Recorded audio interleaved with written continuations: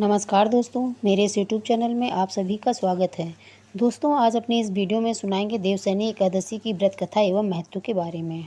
Video शुरू करने से पहले अगर आप सभी को मेरी वीडियो अच्छी लगती हो तो लाइक करें, शेयर करें। चैनल में अगर नए हैं तो चैनल को सब्सक्राइब कर लें।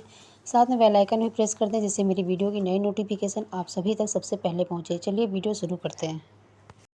आषाढ़ माह की शुक्ल पक्ष की एकादशी को देवशयनी एकादशी के नाम से जाना जाता है।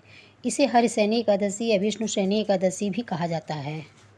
देवशयनी एकादशी का व्रत करने और इसकी कथा को सुनने से व्यक्ति की सभी मनोकामनाएं पूर्ण होती हैं और साथ में सभी कष्टों से मुक्ति भी मिलती है। देवशयनी एकादशी का व्रत 29 जून दिन गुरुवार को रखा जाएगा। इसी दिन से श्री हरि विष्णु 4 महीने के लिए क्षीर सागर में शयन करने के लिए चले जाते हैं, जिसे योग निद्रा कहा जाता है। फिर 4 महीने के बाद देवउठनी एकादशी के दिन श्री हरि विष्णु योग निद्रा से जागते हैं। इन्हीं 4 महीने के अंतराल को ही चातुर्मास कहा जाता है। एकादशी के दिन व्रत के नियमों का पालन करने के साथ ही व्रत की कथा का भी विशेष महत्व होता है।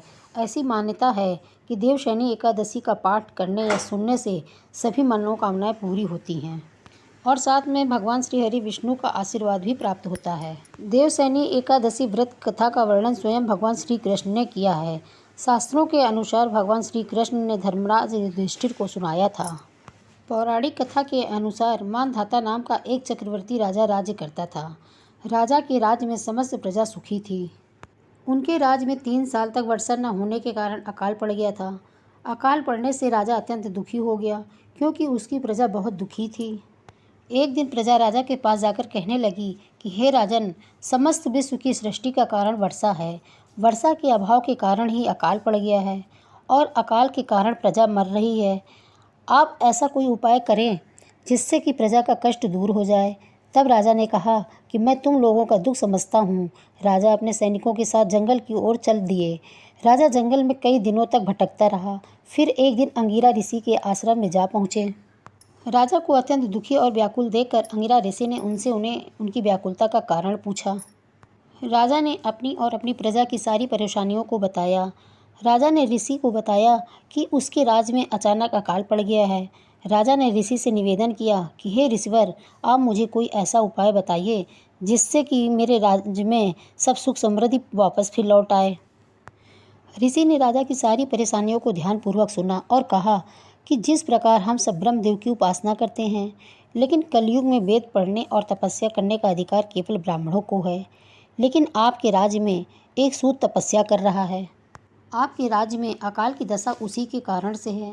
अगर आप अपने राज्य को फिर से खुशहाल देखना चाहते हैं तो उसका जीवन लीला ही समाप्त कर दो, यानी उसका वध कर दो। ये सुनकर राजा बोला कि मैं उस निरपराध तपस्या करने वाले शूद्र का वध कैसे कर सकता हूँ। आप इस दोष से छूटने के लिए कोई दूसरा उपाय बताइए। ऋषि ने कहा कि हे राजन, अगर तुम दूसरा उपाय चाहते हो तो सुनो। आषाढ़ माह की शुक्ल पक्ष की पद्मनाभ एकादशी का विधि विधान से पूजन करो और इस व्रत के प्रभाव से तुम्हारे राज्य में फिर से वर्षा होगी और प्रजा सुखी रहेगी। इस प्रकार ऋषि की बातें सुनकर राजा ने ऋषि की आज्ञा का पालन करते हुए अपने राज्य में वापस आ गया और आषाढ़ माह की देवशयनी एकादशी का व्रत पूरे विधि विधान से किया, जिसके फलस्वरूप राजा के राज्य में वर्षा हुई, जिसके कारण अकाल दूर हो गया और पूरा राज्य पहले की तरह खुशहाल हो गया। ऐसा माना जाता है कि एकादशी का व्रत सभी व्रतों में श्रेष्ठ है। इसकी कथा सुनने या सुनाने से सभी प्रकार के पापों का नाश हो जाता है। बोलो भगवान विष्णु की जय, ग्यारस माता की जय। वीडियो यहीं समाप्त करती हूँ और मिलती हूँ अपनी अगली एक नई वीडियो के साथ।